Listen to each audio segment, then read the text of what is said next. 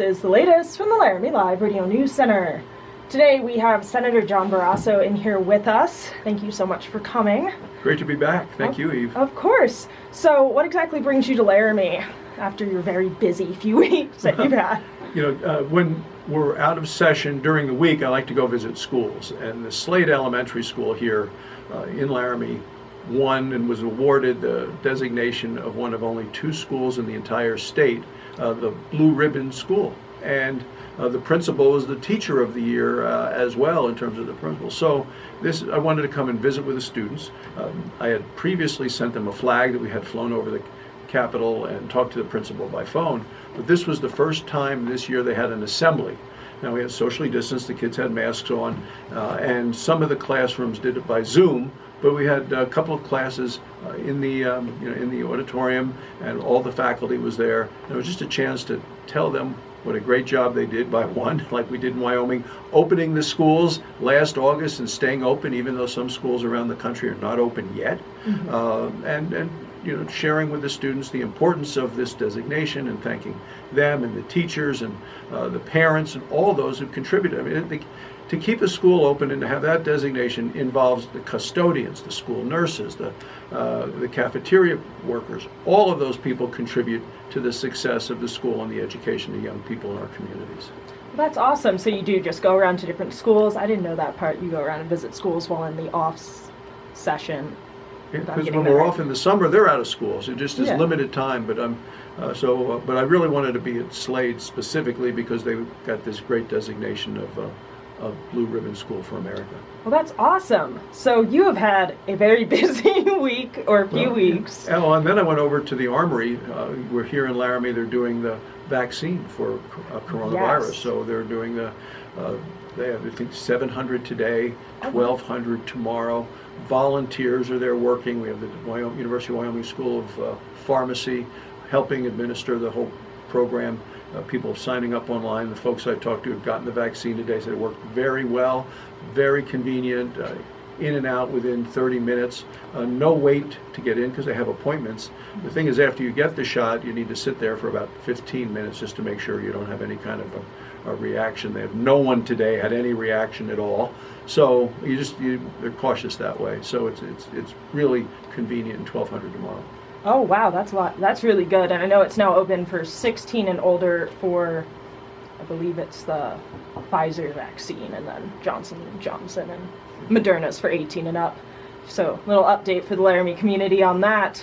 Do you have anything else you're doing in Laramie today that you have? Talking to you, but you try to then go to another down the road, get on the road and keep going. Yeah, awesome. That's amazing.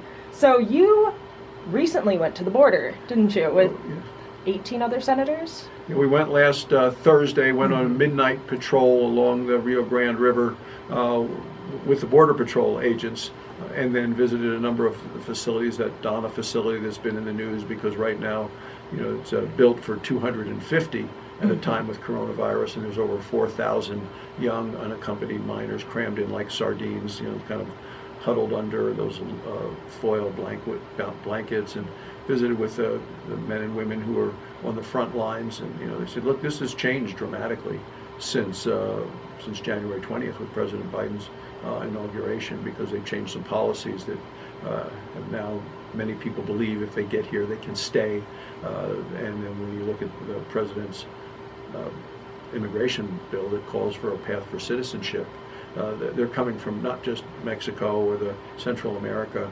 Actually, they've had apprehensions from 54 different countries, which tells you this is a worldwide effort to get to America right now because of the change in the policy, which was President Biden eliminated a policy which was known as the stay in Mexico, remain in Mexico while somebody looking for asylum has their case adjudicated. With the Biden administration, they're released into America. And the concern, of course, is that not being tested for coronavirus, carrying disease with them, some being tested as they get to a bus station and heading north. The testing is done by a charity group, and said you're positive when you get to your destination, you should then quarantine. Well, by then you can infect a lot of people along the way, and when the young people are leaving that facility, where there are over 4,000 now, they're testing them. I was in the courtyard where the testing was being done, but they were all together when they were tested, and then they moved them into different lines versus, okay, they are positive, they're negative. Well, they're negative now, but they've been exposed, and 10% are testing positive within the facility, which is much higher rates than any place else in America right now. Yeah, no, that's super high. So I guess a lot of people are just curious, is it partially the policy, but partially also trying to figure out how to contain that many people who are coming to the border, or is it just a policy issue? Well, the reason that if you talk to the Border Patrol, they'd say their job got a lot harder on January 20th when Joe Biden became president. Okay. Because he signed 5 executive orders on immigration, eliminated this Remain in Mexico policy, stopped deportations, and stopped any of the construction that was going on in the wall, even when they've already paid for the pieces and the parts that are there, and the workers were there to put up those sections of the wall. They just said, stop working, you're done. So those policies kind of sent a message around the world to the coyotes and the smugglers, and we have an opportunity now. So when we went out, and I said the border agents said their job got harder, we were out, it was after midnight, on the Rio Grande. We were in the brush, in the area on the American side. And on the other side, it's not that wide of a river, you could see the lights, big shining lights, kind of like deer spotter lights that we have here, of the smugglers up there running the lights on our side of the river to see where our agents are. Because then they're sending people on inflated rafts and inflated mattresses across the river in different places. And they are then taunting our Border Patrol agents, saying, you cannot stop us now. And the agents feel, they said their morale is down because of all the border agents, only about a third of them are able to be out there trying to stop the smugglers and the traffickers, because 2/3 of them are being used as daycare providers, taking care of these kids in the facility, which is now they're crammed in like sardines, or or escorting those who have come across, because the policy change is they don't have to stay in Mexico anymore. They can come to the United States in a catch and release format. And in terms of comparing this to other times, as a result of the change in policy, this is the most young unaccompanied minors ever in the history of the country. The numbers yesterday were the highest ever. And even President Biden's head of Homeland Security says it's the highest numbers in 20 years right now of adults who are come across. Well, because they believe if they get here, they will be able to stay, and that seems to be the policies of the Biden administration. That's where their energy is. Okay, yeah, that's super. And I'm just curious on how this, I know this affects more southern states, but does this have a potential to affect Wyoming citizens possibly in the future as well, these policies? Well, yes. I talked to the governor about this just the other day. I was at the legislature on Monday, and he said, there was the word out that they're looking to see where can you house all of these young people and others, and they've been wanting to see, are there facilities in Wyoming? And the governor sent a strong message, no, there are not. They talked about, and you may have seen the story, or maybe even reported the story, that they're trying to move them to Montana, and the governor there said no. So that there's efforts to try to move these folks, airlifting them out of Texas, but because they were trying to do that to make room for more that are coming. And then I'm expecting, to see the caravans coming into the spring and summer. Okay. So that's just kind of a thing I guess we need to look at as Wyomingites, you would suggest? Okay. Along with this legislature, is there any other legislature that's kind of coming up, or is it already kind of in session, that would affect Wyoming communities, or you see possibly affecting us as a state? One of the big things I'm working on now, and with our Wyoming legislative team, is the new Secretary of Interior in this administration has come out in positions that are really hard on Wyoming. Basically, it draws a target on the back of Wyoming Energy, because they put in play a moratorium on any leases for oil and gas on public lands. Well, half of Wyoming is public land, and there are places where it's appropriate to be able to explore for energy, oil, gas, uranium for nuclear power, coal. We need all the energy. And the Secretary of Interior, she was a member of Congress when she ran for Congress. She said she ran to say all fossil fuels should stay in the ground. There should be no new pipelines. You shouldn't use fossil fuel. Well, that's unrealistic in terms of the fact that we need, as a nation, more energy. We need it all. We want to make energy as clean as we can, as fast as we can, but do it in ways that don't raise prices for consumers. The gasoline prices are already up about 75 cents since the beginning of the year. You see that every time. I filled up again yesterday, and you're paying closer to $3 than closer to $2, which is where we were not that long ago. So that's how much a gallon costs. So we're trying to make sure that we can use the resources that we're blessed with. Since we need more and more energy, if we're not producing it here, you're going to just be importing oil from Saudi Arabia, people that hate us around the world. There's no reason for us to be dependent on foreign sources of energy when we have it here, and but it's due to some, the purity issue on carbon. And what I've been doing with carbon is focusing on innovative ways to. That's what the University of Wyoming School of Energy Resources is focused on. We have our integrated test center in Gillette.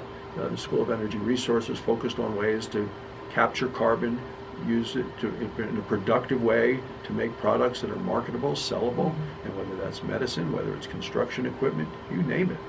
We have a lot of potential, but it's that innovation that's going to save the day so that we can continue to use our energy as well as have marketable product from the carbon. Okay, awesome. So we're working, so yeah, we have that issue with the moratorium not being able to get to oil and gas, but this is first I've heard also of uranium being an issue, especially since nuclear power is not so much a big thing here, but I know other places. I didn't know that about Wyoming. I'm a transplant from Pennsylvania, so that's kind of fascinating to me. That it blocks that as well? Is she trying to block that as well, or no? No. What we're trying to do though is build more nuclear facilities. Yes. For people who are focused on carbon, nuclear power has no carbon at all. We have been in a battle legislatively to make sure that our Wyoming sources of uranium continue to be marketable and usable.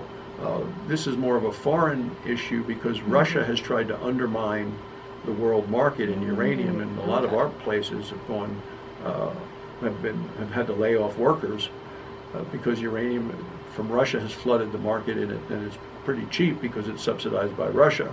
And what we're finding is that we want to make sure uranium to be, from a national security standpoint, we're producing uranium in the United States, not limited to what we can buy from Russia, and then they decide to stop sending uranium to the United States and we don't have a source of our own. You'll end up losing 20% of our electricity grid. So I continue to work with people like Bill Gates, who's doing innovative work on, with nuclear power, the next generation of power plants, called modular, smaller, work very well. And to me, that's a future for people who additionally are focused on carbon, because we need all the energy, and the world continues to use more and more energy. Yeah, no, that's awesome, working towards that. I guess real quick to play a little devil's advocate, if for some reason we can't drill oil, gas, that kind of thing, is there a way Wyoming could kind of move towards greener energy, or do you see a way other than nuclear?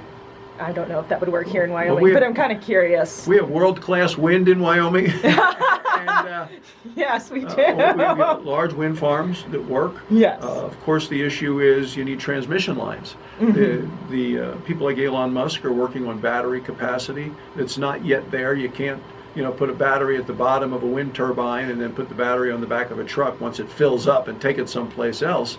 Although when I meet with students at the University of Wyoming and high school students, so you want to win the Nobel Prize and be able to have your own jet and travel the world in style. Come up with some way. Work on battery capacity. Work on making product from carbon that are marketable and profitable, and you'll have great opportunities for the rest of your life. But that's what the Wyoming School, our own University of Wyoming School of Energy Resources, is about. It's using it all. So yeah, we need it all. Yeah. The solar panels, they work when the sun shines. The wind turbines when the wind is blowing, unless it's blowing too much and they have to shut them down. So what we need, that's not enough to power the country. You know, for people that have done the math on this, and you know, there are the emotional arguments, and then there's kind of the economic arguments. When you do the math, the amount of space that you would have to take of America if you were just using wind and solar, you know, it covered multiple states. You would, Yeah. massive amounts. But what we need to do is use responsibly, you know, our oil, our gas, our coal, and use the technology to make sure that we have ways to deal with the carbon long term. That's a long term problem. And the reality is there are lots of jobs that impact Wyoming and the Rocky Mountain West and Texas. And you know, this is not a Republican versus a Democrat issue. There are Democrats in Texas in oil areas and energy areas that are very unhappy and fighting the Biden administration too. So there's bipartisan opposition to some of the things that this Biden administration and the Secretary of Interior are trying to put on the country, which are just driving up cost of energy and driving people out of work. And neither of those are good for Wyoming or the country. Yeah, no, definitely. Kind of getting